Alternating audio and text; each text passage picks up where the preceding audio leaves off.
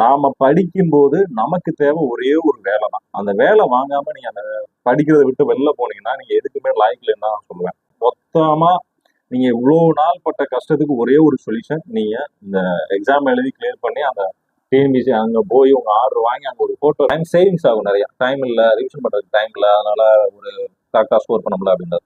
ரெண்டாவது, எல்லாருமே எக்ஸாம் பார்த்துட்டு கொஞ்சம் ப்ரெஷர் ஆறீங்க. இப்போ நோட்டிபிகேஷன் பார்த்தோமே ஒரு சிலர் ப்ரெஷர் ஆயிருப்பீங்க. ஐயோ நோட்டிபிகேஷன் அதுக்காட்டி வந்துருச்சு, நாட்கள் கம்மியா இருக்கு, என்ன பண்ண போறோம் ஏது பண்ண போறோம் அப்படின்னா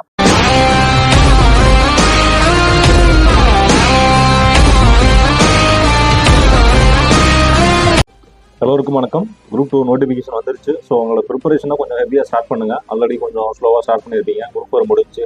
குரூப் 4 மறந்துருங்க. குரூப் 4 எப்படி பண்ணாலும் பிரச்சனை இல்லை. வேலை கிடைக்குது கிடைக்கல அப்படின்றது ரெண்டாவது விஷயம். நீங்கள் ஒரு குரூப் 4 எழுதி ஒரு 10 வருஷத்துக்காக ப்ரொமோஷனுக்காக காத்திருந்து அதுக்கப்புறம் ஒரு குரூப் டூ ஆஃபீஸர் ஆகிறதுக்கு பதிலாக டேரெக்டாக ஒரு குரூப் 2 ஆஃபீஸர் ஆகினா உங்களுக்கு ஒரு 10 வருஷம் கெயின் தான் ஆகும். ஸோ அதனால் குரூப் 2 ரிசல்ட் எப்படி வேணாலும் அது பாசிட்டிவாக இருக்கட்டும் நெகட்டிவாக இருக்கும், முடிஞ்சு போச்சு.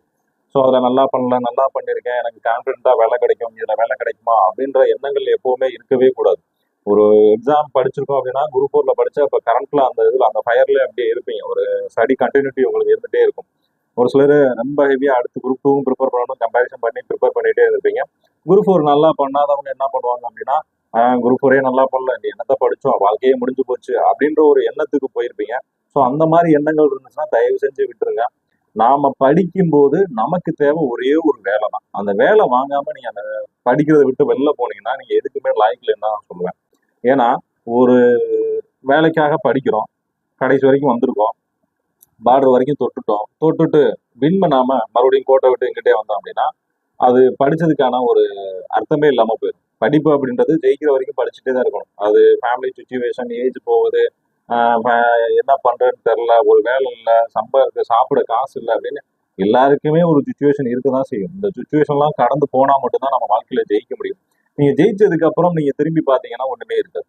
இதெல்லாம் இதுக்காக தான் பண்ணோம் அப்படின்ற மாதிரி ஆயிரும். மொத்தமா நீங்க இவ்வளவு நாள் பட்ட கஷ்டத்துக்கு ஒரே ஒரு சொல்யூஷன், நீங்க இந்த எக்ஸாம் எழுதி கிளியர் பண்ணி அந்த டிஎன்பிசி அங்க போய் உங்க ஆர்டர் வாங்கி அங்க ஒரு போட்டோ எடுக்கிறீங்க பாத்தீங்களா, அந்த ஒரு செகண்ட்ல உங்களோட எல்லா கவலைகளும் மறந்துடும். ஸோ அந்த ஒரு செகண்டுக்காக படிங்க. அந்த ஒரு செகண்ட் தான் நம்மளோட மொமெண்ட். வாழ்க்கையில என்ஜாய் பண்றது அப்படின்றது சந்தோஷம் எல்லாமே அந்த ஒரு செகண்ட் தான் இருக்கும். அதுக்கப்புறம் வேலை வேற மாதிரி இருக்கும், அது வேற பிரச்சனை. ஆனா அந்த ஒரு செகண்டுக்காக தான் நீங்க படிக்க போறீங்க. ஸோ அதனால படிக்கிறதா தீவிரப்படுத்துங்க. இதுக்கப்புறமும் ஸ்லோ பண்ணிடாதீங்க. நாட்கள் ரொம்ப கம்மியாக தான் இருக்கு. நியர்லி ஒரு 85ல இருந்து 86 இருக்கு. ஆக்சுவலா நம்ம 80 டேஸ் டார்கெட் வச்சுக்கோங்க. 80 நாள் தான் டார்கெட்டு. 5 நாள் ரிலாக்ஸ்க்கு வச்சுக்கோங்க. ஸோ இதில் நம்ம என்னெல்லாம் செய்யணும் செய்யக்கூடாது அப்படின்றத கடைசியில் பார்த்துடலாம். முதல்ல என்ன வேக்கண்ட் கொடுத்துருக்காங்க, என்ன குவாலிஃபிகேஷன் கொடுத்துருக்காங்க, எவ்வளோ வேக்கண்ட் வருது, எந்த மாதிரிலாம் பண்ணியிருக்காங்க, நோட்டிஃபிகேஷன் என்னெல்லாம் புதுசாக பண்ணியிருக்காங்க அப்படின்னு பார்த்துக்கலாம். ஃபர்ஸ்ட் என்ன கொடுத்துருக்காங்க அப்படின்னா லாஸ்ட் டேட் எப்போ கொடுத்துருக்காங்க, 19/7. இந்த அப்ளிகேஷன் போடும்போது மினிமம் இனிஷியலாகவே போட்டுருங்க. என்ன செஞ்சுருங்கன்னா ஸ்டார்டிங்லேயே போட்டுருங்க. இந்த 1 வீக்கில் வித்தின் வீக்கில் போட்டுருங்க. இல்லை நான் 19ஆம் தேதி தான் அப்ளை பண்ணுவேன் அப்படின்னு தயவு செஞ்சு வெயிட் பண்ணாதீங்க. அப்ளிகேஷன் எப்பவுமே எவ்வளோ சீக்கிரம் போட முடியுமோ அவ்வளோ சீக்கிரம் போட்டுருங்க, ரொம்ப நல்லது. கடைசி நாள் வரைக்கும் போட்டு ப்ரெஷர் ஆகி ஃபோட்டோ எடுக்கல, சைன் பண்ணலாம், சர்டிஃபிகேட் வாங்கலாம், அந்த சர்டிஃபிகேட்டில் இந்த சர்டிஃபிகேட் ஸ்கேன் பண்ணலாம், அப்படிலாம் தயவு செஞ்சு டிலே பண்ணிடாதீங்க. ஸோ ரொம்ப முக்கியம் அப்ளிகேஷன் இமீடியட்டாக போகிறது. நமக்கு எக்ஸாம் எப்போ கொடுத்துருக்காங்க, 14ஆம் தேதி கொடுத்துருக்காங்க. ஸோ 14 நியர்லி நமக்கு ஒரு 86 டேஸ் இருக்குன்னு வச்சுக்கோங்களேன். நம்ம இதில் ஒரு 80 நாள் தான் படிக்க போகிறோம். இந்த 80 நாள் பெர்ஃபெக்டாக படிக்கணும். இந்த கல்யாணம், காது குத்து, சடங்கு, இந்த எந்த ஒரு காரணமும் இந்த 80 நாளில் நீங்கள் போயிடவே கூடாது. ஏன்னா ஒவ்வொரு நாளும் ஒவ்வொரு மணித்துளியும் ரொம்ப முக்கியமானது. இந்த மணித்துளிகளும் இந்த நேரங்களும் நீங்க வீணாக்கிட்டீங்க அப்படின்னா கடைசி வரைக்கும் ரொம்ப கஷ்டப்படுற மாதிரி தான் ஆகி போயிடும். ஸோ அதனால கிடைக்கிற டைமை கரெக்டாக யூட்டிலைஸ் பண்ணுங்க, மிஸ் பண்ணிடாதீங்க. ஆல்ரெடி இது எல்லாமே நீங்க பார்த்துருப்பீங்க. ஒன் டைம் ரெஜிஸ்ட்ரேஷன் பண்ணாதவங்க பண்ணிடுங்க. அது யாராச்சும் அப்டேட் பண்ணாமல் இருந்தீங்கன்னா அதுவும் அப்டேட் பண்ணி புதுசாக இது பண்ணிடுங்க. ஸோ வேக்கண்ட் அப்படின்றது ரொம்ப கம்மி அப்படின்லாம் கிடையாது, ஓரளவு நார்மலான தான் கொடுத்துருக்காங்க. குரூப் 2 சர்வீஸை பொறுத்த வரைக்கும் என்ன கொடுத்துருக்காங்கன்னா அசிஸ்டன்ட் இன்ஸ்பெக்டர் எவ்வளோ கொடுத்துருக்காங்கன்னா 13. எத்தனை வேக்கண்ட்? 13 கொடுத்துருக்காங்க. அதுக்கப்புறம் டெபுட்டி கமர்ஷியல் டேக்ஸ், இது பிகாம் முடிச்சவங்களுக்கு ஒரு பெரிய பெனிஃபிட். லாஸ்ட் டைம் இப்போ குரூப் 2 கூட நிறைய பேர் நாட் ரீச்சர்ல இருந்து அதுக்கப்புறம் ரீச் ஆகி போஸ்ட் வாங்கி நிறையா ஜேசிஏ போஸ்ட் வாங்கியிருந்தாங்க. இதில் ஜேசிஏ குரூப் 3A வந்திருந்தாங்க பிகாம் முடிச்சவங்க. ஸோ அதனால பிகாம் முடிச்சவங்க கொஞ்சம் எஃபர்ட் கொஞ்சம் ஜாஸ்தியாக போட்டிங்கன்னா அப்படின்னா நீங்கள் குரூப் 2 மெயினுக்கே வந்துருக்கலாம். குரூப் 3A இல்லாமல் குரூப் 2க்கே வந்துடலாம். அதனால பிகாம் முடிச்சவங்க, பிஏ முடிச்சவங்க, இதை பொறுத்த வரைக்கும் பிகாம் பிஏ தான். பிகாம் பிஏ பிஎஸ்சி இவங்களுக்கு தான் ஃபர்ஸ்ட் ப்ரிஃபரன்ஸ் கொடுக்குறாங்க. ஸோ மேக்ஸிமம் இவங்க இந்த போஸ்ட்டுக்கு ரொம்ப ட்ரை பண்ணலாம். வேக்கண்ட் பார்த்தீங்கன்னா உங்களுக்கு இதெல்லாம் ஹையஸ்டாகவும் இருக்குது. கிட்டத்தட்ட 336 வேக்கண்ட் இருக்குது. இதுதான் இருக்கிறதுலே ஹையஸ்ட்னு நினைக்கிறேன். வேறு எதுவுமே அவ்வளோவா வேக்கண்ட் கம்மியாக கொடுத்துருக்காங்க. ஸோ இதுதான் பல்கான வேக்கண்ட்டு. ஸோ இதை நோக்கி தான் நம்ம போகணும். ஸோ பிஏ பிகாம் முடிச்சவங்க கண்டிப்பாக இதை டார்கெட் பண்ணுங்கள். கண்டிப்பாக ஒரு வேலை வாங்கிடலாம். இது வந்துட்டு ஸ்கேல் பார்த்தீங்கன்னா லெவல் 18 வருது பார்த்துக்கோங்க. அதுக்கப்புறம் ஜூனியர் எம்ப்ளாய்மெண்ட் ஆஃபீஸர் அது ஒரு 5 வேக்கண்ட் கொடுத்துருக்காங்க. ப்ரொபேஷன் ஆஃபீஸர் 1, சப் ரெஜிஸ்டர் எத்தனை கொடுத்துருக்காங்க, கிரேட் 2 அது ஒரு 5. இது ஒரு நிறைய பேர் ரெஜிஸ்டர் ஆகணும், சப் ரெஜிஸ்டர் ஆகணும் நிறைய பேர் எய்ம் பண்ணிட்டு இருக்கீங்க. உங்களுக்குலாம் ஒரு அருமையான வாய்ப்பு. ஸோ அந்த வாய்ப்புகளை மிஸ் பண்ணிடாதீங்க. இதெல்லாம் பே ஸ்கேல் லெவல் 18 வருது. அதுக்கப்புறம் special assistant vigilance and anti corruption. Last time பார்த்தீங்கன்னா குரூப் 2ல இந்த வேக்கண்ட் எதுவுமே ஃபில் ஆகலை. Special branch assistant, criminal investigation லா இது எதுவுமே நிறைய வேக்கண்ட் ஃபில் பண்ணல. ஏன் அப்படின்னா இதனால தான் 3 கட்டமாக கவுன்சிலிங் நடந்துச்சு. 3 கட்டமாக கவுன்சிலிங் நடந்துச்சு. இந்த ஒரு போஸ்டிங்காக கிட்டத்தட்ட ஒரு 41 போஸ்டிங் கடைசி வரைக்கும் ஃபில் பண்ணல. அதுக்கப்புறம் 3ஆவதாக ஒரு லிஸ்ட் விட்டு அந்த லிஸ்ட்ல இந்த 41 பேரும் கட்டாயமாக, அதாவது அதில் ஆர்வம் இருக்கிறவங்க கொடுத்தவங்க எல்லாருமே என்ன பண்ணிட்டாங்க அப்படின்னா அப்படியே எடுத்துட்டாங்க. ஏன்னா அந்த ஒர்க்கு கொஞ்சம் கஷ்டமா இருக்கும் அப்படின்னு மென்டலாக நிறைய பேர் ப்ரிப்பேர் ஆனதுனால இந்த ஒர்க்குக்கு நிறைய பேர் அவ்வளோவா ஆர்வம் காட்டாத ஒரு காரணத்தினால ஒரு 41 சீட்டு வேக்கண்ட் ஆயிடுச்சு. அதனால தேர்ட் லிஸ்ட் விட்டு அதுக்கப்புறம் அவங்கள வந்து கட்டாயமா அதில் எடுத்து உள்ள போட்டிருக்காங்க. ஸோ அவங்க அந்த மாதிரியும் உங்களுக்கு ஒரு ஆப்பர்ச்சுனிட்டி வரலாம். நீங்க குரூப் 2A இருந்தும் இந்த மாதிரி ஃப்ரண்ட்ல உள்ளதெல்லாம் வேக்கண்ட் எடுக்காம விட்டாங்கன்னா நீங்க டாப் ஸ்கோரில் இருந்தீங்கன்னா ஸோ உங்களுக்கு இந்த மாதிரி ஒரு ஆப்ஷனும் கிடைக்கும்.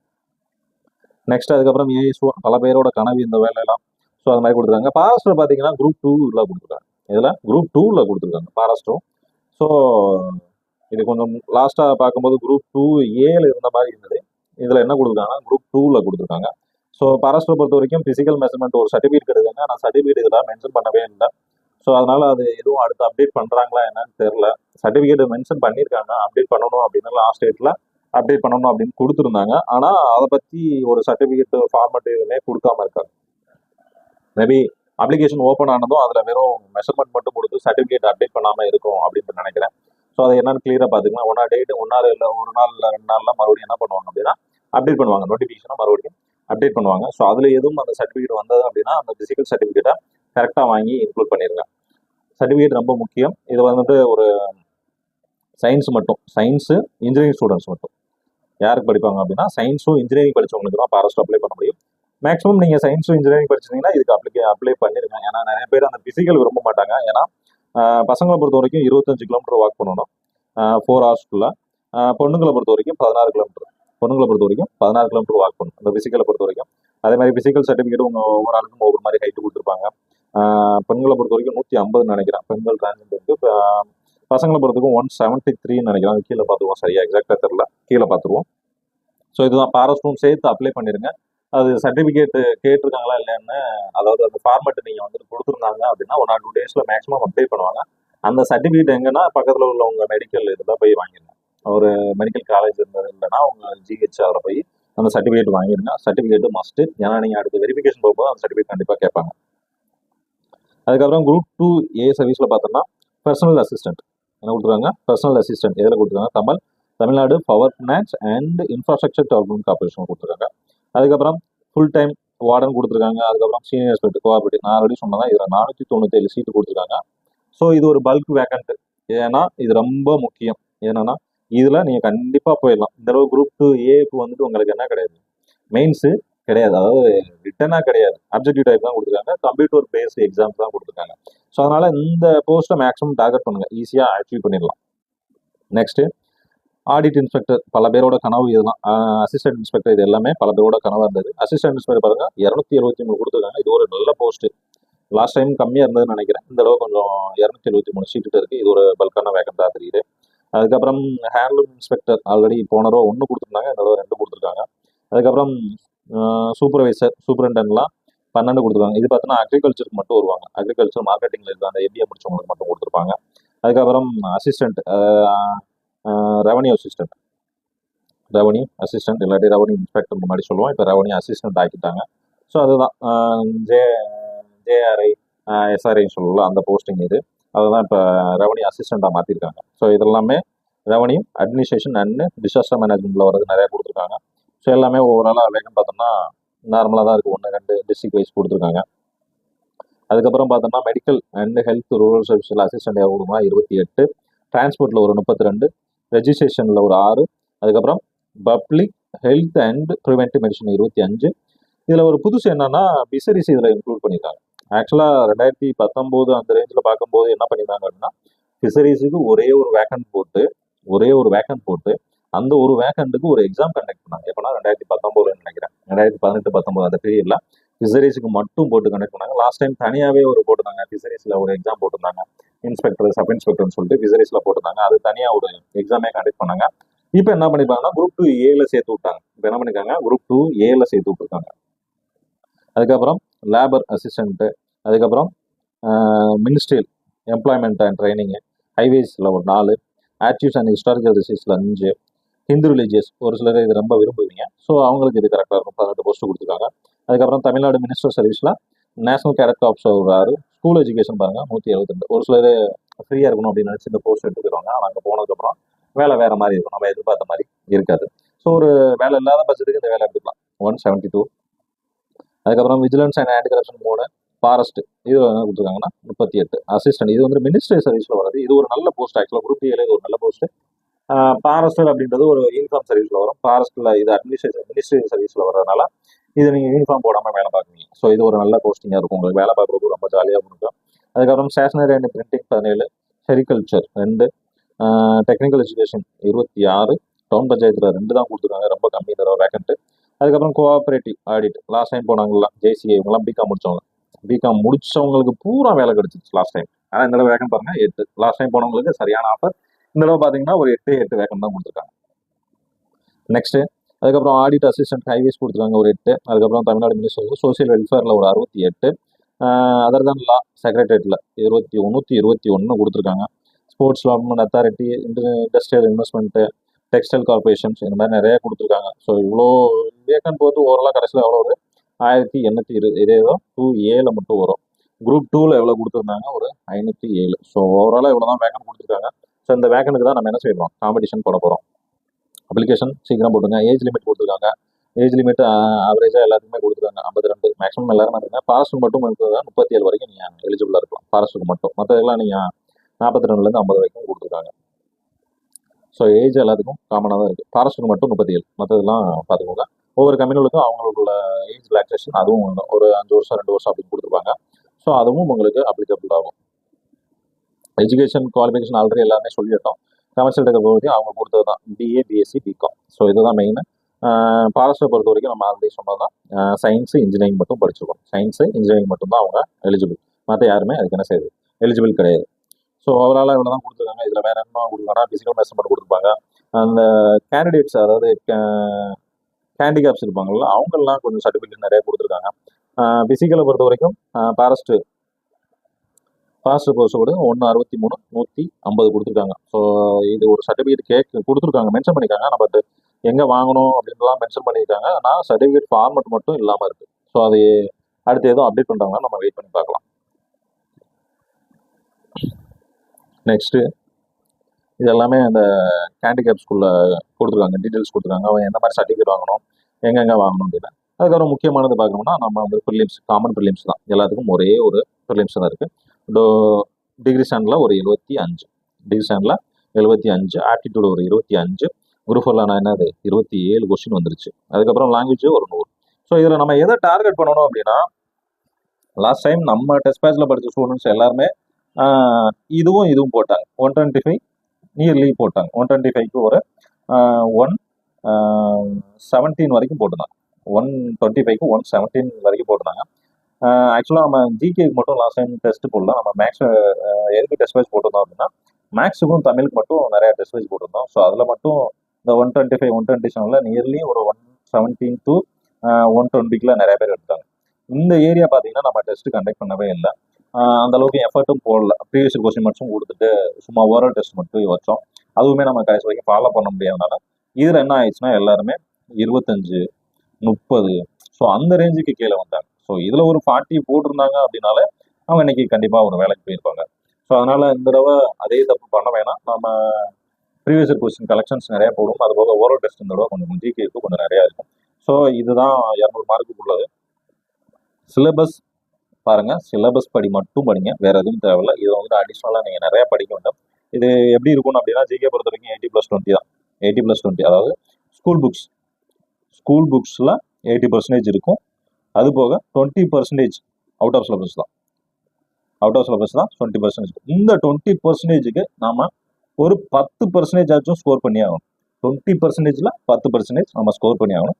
80ல மினிமம் ஒரு 60+ ஆச்சும் ஸ்கோர் பண்ணி ஆகணும். ஏன்னா நம்ம 80க்கு 80 எடுக்க முடியாது, எப்படி படித்தாலும் 80 எடுக்க முடியாது. ஸோ அந்த 80ல ஒரு 60 to 65 ஸ்கோர் பண்ணணும். 20க்கு கண்டிப்பாக 10 அடிச்சே ஆகும். ஸோ இது பார்க்கலாம். அதுக்கப்புறம் டீட்டெயிலாக நம்ம என்னென்ன கொடுத்துருக்காங்க அப்படின்னு கீழே பார்த்துடலாம். சிலபஸ் என்ன கொடுத்துருக்காங்க அப்படின்னு பார்த்தலாம். ஆல்ரெடி நீங்கள் குரூப் 4 படிச்சிருந்தீங்கன்னா அதே சிலபஸ் தான். சிலபஸ் எதுவும் பெருசாக ஒன்றும் சேஞ்சஸ் இல்லை.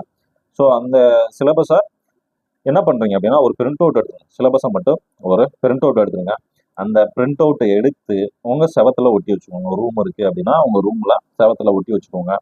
அதை ஒட்டி வச்சுட்டு என்னென்ன படிக்கணும் அப்படின்னு ஒரு பக்காவாக ஒரு 80 நாளுக்கு ஒரு ஷெட்யூல் போடுங்க. 80 நாள் தான். எத்தனை மணி நேரம் படிக்கணும், எவ்வளோ நேரம் தூங்கணும், எல்லாமே போடுங்க. எவ்வளோ நேரம் சாப்பிடணும் முதற்கொண்டு ஒரு ஷெட்யூல் போடுங்க. அந்த மாதிரி ஒரு ஷெட்யூல் போட்டு கண்டிப்பாக உட்காந்து படிச்சிங்கன்னா ஈஸியாக கிளியர் பண்ணிடலாம். இந்த தடவை சொல்கிறேன், கண்டிப்பாக ஒரு குரூப் 2A போஸ்டாச்சும் உங்களுக்கு வேலை கிடைக்கும்.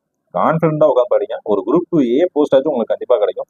கான்ஃபிடென்ட்டை மட்டும் எப்பவுமே விட்டுக்கூடாது. படிப்பு அப்படின்றது நம்மளால முடியாதுன்ற ரெண்டாவது விஷயம். எஃபர்ட் அப்படின்றது எப்பவுமே இருக்கும். முயற்சி எப்பவுமே என்றாவது ஒரு நாள் உங்களுக்கு வெற்றியை தரும். உங்களோட முயற்சி ஒருபோதும் தோற்காது, நான் நம்பிக்கை தரேன். ஸோ இது எல்லாமே இந்த சர்டிஃபிகேட்ஸ் எல்லாமே யாருன்னா டிசேபிலிட்டி பர்சன்ஸ், அவங்களுக்கு அந்த ஹேண்டிகேப்ஸ் உள்ளது. ஸோ அவங்க நிறைய சர்டிஃபிகேட்ஸ் கொடுத்துருக்காங்க.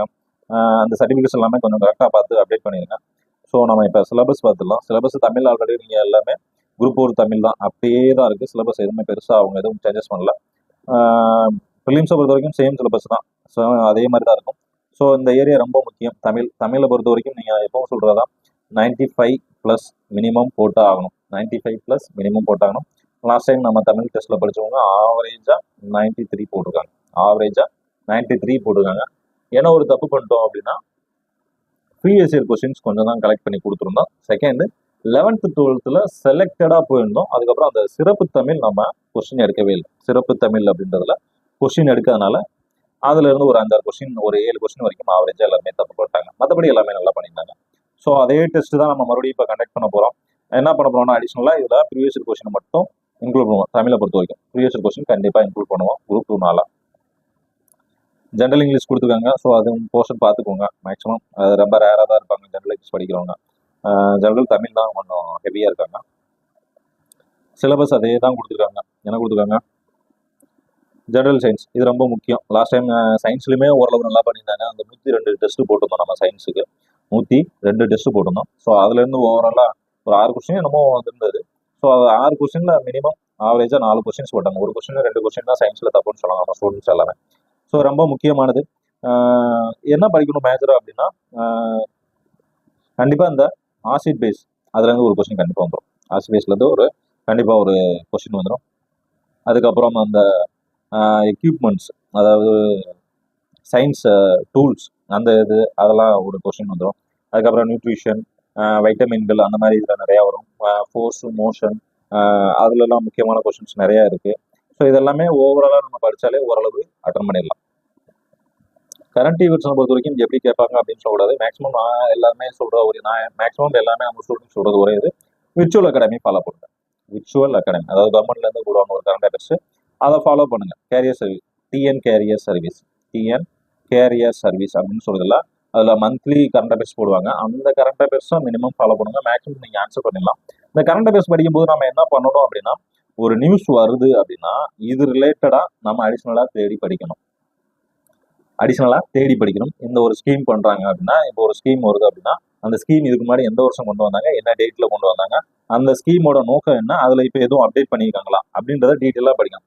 ஸோ அதுதான் கரண்ட் அஃபேர்ஸ். அப்படி படிச்சிங்க அப்படின்னா அவங்க எந்த வருஷத்தில் உள்ளது கேட்டாலும், லாஸ்ட் டைமில் 2012 உள்ள ஒரு கரண்ட் அஃபேர்ஸ் வந்துருச்சுன்னு சொன்னீங்க. ஆக்சுவலாக 2012 உள்ளதா 2023 என்ன வந்திருக்கும், அது ஒரு நியூஸாக வந்திருக்கும். அந்த நியூஸ் நம்ம பார்த்துருக்க மாட்டோம். ஸோ அப்படிதான் இந்த கரண்ட் அஃபேர்ஸை பொறுத்த வரைக்கும் இப்போ என்ன நியூஸ் படிக்கிறோமோ இதுக்கு முன்னாடி இது மாதிரி எதுவும் சம்பவம் நடந்திருக்கா, இல்லை இது மாதிரி கண்டுபிடிச்சிருக்காங்களா, அந்த மாதிரி நிறைய டீட்டெயில்ஸ் கலெக்ட் பண்ணி படிக்கணும்.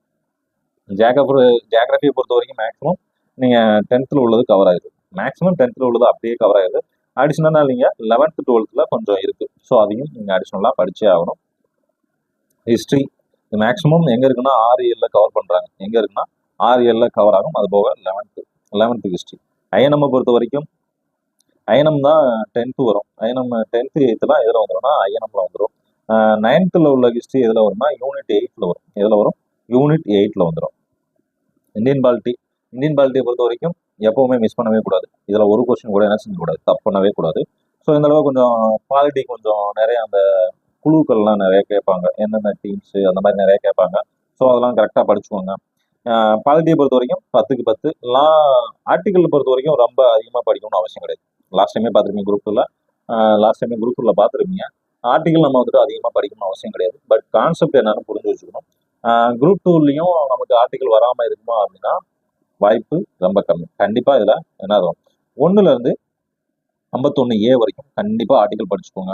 அதுக்கப்புறம் நீங்கள் என்ன ஆர்டிக்கல்லாம் படிக்கணும் அப்படின்னா 279 அந்த அப்புறம் election commission, president, vice president, அதுக்கப்புறம் பிரதமருக்கு உள்ளது, அதுக்கப்புறம் பிரதமருக்கு அப்புறம் வேற இருக்கா ஆளுநர், யாரு கவர்னர்.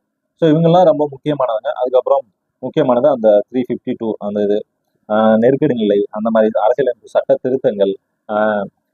திருத்தங்கள்ல பொறுத்த வரைக்கும் இது வரைக்கும் நடந்த சட்ட திருத்தங்கள் மட்டும் படிங்க. ஓவராலா பாத்தீங்கன்னா ஒரு 25லேருந்து 30 சட்ட திருத்தங்கள்லாம் இது வரைக்கும் ரிப்பீட்டடா வந்திருக்கு. நான் அனலைஸ் பண்ண வரைக்கும் 2007லேருந்து 2022 வரைக்கும் கொஸ்டின் எடுத்து பார்த்துருக்கேன். இது வரைக்கும் ஓவராலா பாத்தீங்கன்னா ஒரு 25லேருந்து ஒரு 35 சட்ட திருத்தம் மட்டும் தான் ரிப்பீட்டடா வந்திருக்கு. அது போக அடிஷ்னலா என்ன ஆகுதுன்னா லாஸ்டா பண்ண அமெண்ட்மெண்ட் மட்டும் தான் அடிஷ்னலா வந்திருக்கு. ஸோ அமெண்ட்மெண்ட்ஸை ப்ரீவியஸ் இயர் கொஸ்டின்ஸை ஃபுல்லாக கலெக்ட் பண்ணி படிச்சிருங்க. எக்கனாமியை பொறுத்த வரைக்கும் யாராலையும் எதுவும் சொல்ல முடியாது. நம்ம தெரிஞ்சுக்க வேண்டியது 5 இயர் பிளான்ஸ், அதை பற்றி தெரிஞ்சுக்கணும். அதுக்கப்புறம் பேங்க் 2 மஸ்ட்டு. அதுக்கப்புறம் அந்த மக்கள் தொகையை பற்றி கொஞ்சம் தெரிஞ்சுக்கணும். ஸோ அதுதான் மேக்ஸிமம் இதை பொறுத்த வரைக்கும். அதுக்கப்புறம் நிதி ஆயோக் அந்த மாதிரி விஷயங்கள் மட்டும் தெரிஞ்சுக்கிட்டாலே போதும். இந்தியன் எக்கனாமி ஈஸியாக ஸ்கோர் பண்ணிடலாம். அதுக்கப்புறம் இந்தியன் நேஷனல் மூவ்மெண்ட் ஐஎன்எம் பொறுத்த வரைக்கும் நீங்கள் 12th மஸ்ட்டு. ஏன்னா குரூப் 4க்கு படித்த மாதிரி குரூப் 2க்கு படிக்க முடியாது. 12th கண்டிப்பாக நீங்கள் படிச்சாகணும். ஐஎன்எம் பொறுத்த வரைக்கும் 12th வரைக்கும் நீங்கள் போய் தான் ஆகணும். 10th 8th இதுவும் படிச்சாகும். ஏன்னா இதில் நிறையா மென்ஷன் இருக்கு. சிலபஸ் உள்ளது மோஸ்ட்லி எங்கன்னா இந்த 8th 10th அப்படியே இருக்கும். அந்த சிலபஸ் பார்த்தீங்கன்னா அப்படியே இருக்கும். இது எங்கன்னா உங்களுக்கு மெயின்ஸில் ரொம்ப யூஸ் ஆகும். எதுக்கு? மெயின்ஸ்க்கு ரொம்ப யூஸ் ஆகும். யூனிட் 8 அதுதான் இது 9th மோஸ்ட்லி கொடுத்துருப்பாங்க. அதுக்கப்புறம் எங்கே போயிருப்பாங்கன்னா அப்படின்னா 11th 12th எத்திக்ஸ் எங்கே இருக்குன்னா எத்திக்ஸில் நிறையா இருக்குது. 11th 12th எத்திக்ஸில் நிறையா இருக்குது. அதுக்கப்புறம் தமிழ் புக்லேயும் இது ரிலேட்டடாக நிறையா சாப்டர்ஸ் இருக்குது. ஸோ யூனிட் 8 பொறுத்த வரைக்கும் அதுதான். அதுக்கப்புறம் அட்மினிஸ்ட்ரேஷன் பொறுத்த வரைக்கும் நீங்கள் வந்துட்டு காமனாக எல்லாமே படிச்சிருங்க. கரண்ட் அஃபேர்ஸ் அப்படின்னு பார்க்காதீங்க. உள்ள ஸ்கீம்ஸ் எல்லாமே மோஸ்ட்லி கவர் பண்ணிடுங்க. யார் அது என்ன பண்ணியிருக்காங்க அப்படின்றத ஃபுல்லாகவே டீட்டெயிலாக அனலைஸ் பண்ணி படிச்சுங்க. அதுக்கப்புறம் ஆப்டிடியூடு இது ஒரு இம்பார்ட்டண்டான சாப்டர். 25 அந்த 24க்கும் குறையக்கூடாது. ஸோ அதுக்கு என்னெல்லாம் பண்ணணுமோ அதுக்கெல்லாம் அந்த அளவுக்கு எஃபர்ட் போடுங்க. மேக்ஸுக்கும் தனி ஒரு டெஸ்ட் போடுவோம். ஆப்டிடியூடுக்கு தனியாக ஆப்டிடியூட் நம்ம லாஸ்ட் டைம் ஒரு 7 டெஸ்ட் கொடுத்துருந்தோம். இந்த தடவை அந்த 7 இன்னும் கொஞ்சம் இன்க்ரீஸ் பண்ணுறதுக்கு என்ன பிளான் இருக்குன்னு பார்த்து அதையும் இன்க்ரீஸ் பண்ணிடுவோம். ஸோ இவ்வளோதான் ஓவராலாக. இந்த சிலபஸை எடுத்து வச்சுக்கோங்க. இந்த சிலபஸ் படி படிங்க. சிலபஸ் தாண்டி படிக்காதீங்க. ஏன் சொல்கிறேன் அப்படின்னா சிலபஸ் படி அப்படின்னா நாட்கள் ரொம்ப குறைவு. 80 நாட்கள் தான் இருக்குது. இந்த 80 நாட்கள் நம்ம என்னெல்லாம் படிக்க முடியுமோ படிச்சிருங்க. அது எவ்வளோ ரிவிஷன் பண்ண முடியுமோ அவ்வளோக்கு ரிவிஷன் பண்ணிடுங்க. ரிவிஷன் பண்ணாமல் மட்டும் விட்டுறாதீங்க. இன்னைக்கு படிக்கிறத நாளைக்கு ரிவிஷன் பண்ணிட்டு மறுபடியும் ஸ்டார்ட் பண்ணுங்க. அப்படின்னா லாஸ்ட் டைம் போகும்போது உங்களுக்கு ரிவிஷனுக்கு அப்படின்றது ஒரு டைம் கிடைக்க ஒரு என்ன சொல்றது ஒரு டைம் சேவிங்ஸ் ஆகும். நிறைய டைம் இல்லை, ரிவிஷன் பண்ணுறதுக்கு டைம் இல்லை, அதனால ஒரு கரெக்டாக ஸ்கோர் பண்ண முடியல அப்படின்றது. ரெண்டாவது எல்லாருமே எக்ஸாம் பார்த்துட்டு கொஞ்சம் ப்ரெஷர் ஆகிறீங்க. இப்போ நோட்டிஃபிகேஷன் பார்த்தோமே ஒரு சிலர் ப்ரெஷர் ஆகிருப்பீங்க. ஐயோ நோட்டிஃபிகேஷன் அதுக்காட்டி வந்துருச்சு, நாட்கள் கம்மியாக இருக்கே, என்ன பண்ண போகிறோம் ஏது பண்ண போகிறோம் அப்படின்னா ப்ரெஷரே ஆகாதீங்க. ரிலாக்ஸாக படிங்க, கூலாக இருங்க. என்ன டெஸ்ட் கிடைச்சாலும் போடுங்க. ஏதாச்சும் 2 அகாடமி மட்டும் ஃபாலோ பண்ணுங்க. 2 அகாடமி மட்டும் ஃபாலோ பண்ணுங்க. மற்றதெல்லாம் வாங்கி சும்மா ரீட் பண்ணி விடுங்க. மற்றது கொஸ்டின் கிடைச்சுன்னா ரீட் பண்ணி விடுங்க. 2 அகாடமி மட்டும் கரெக்டாக பண்ணுங்க. நான் ஏன் 2 அகாடமி ஃபாலோ பண்ண சொல்கிறேன் அப்படின்னா ஒரு கொஸ்டின் 2 அகாடமியில் எடுக்கிறாங்கன்னு வச்சுக்கோம். ஒரே கொஸ்டின் 2 அகாடமியில் எடுத்தாங்க. 2 பேரும் சேமாக எடுக்க மாட்டாங்க. சின்ன சின்ன சேஞ்சஸ் பண்ணுவாங்க. ஸோ அந்த சேஞ்சஸ் தான் உங்களுக்கு ஒரு இது. இவங்க அந்த கொஸ்டின் என்ன மாடலில் இருக்கிறாங்க, இவங்க அந்த கொஸ்டின் என்ன மாடலில் இருக்கிறாங்க அப்படின்றத அனலைஸ் பண்ணுங்க. அப்போ தான் நம்ம என்ன பண்ண முடியும், அடுத்த டெஸ்ட் பாடும்போது அதில் உள்ள அப்டேட்ஸ் எல்லாமே நம்ம கண்டுபிடிச்சி போகவே முடியும். ஸோ அதுதான் 2 அகாடமி மினிமம் ஃபாலோ பண்ணுங்க. நிறைய அகாடமி ஃபாலோ பண்ணால் பாஸ் பண்ண முடியும். நான் ஓப்பனாக சொல்லுவேன்.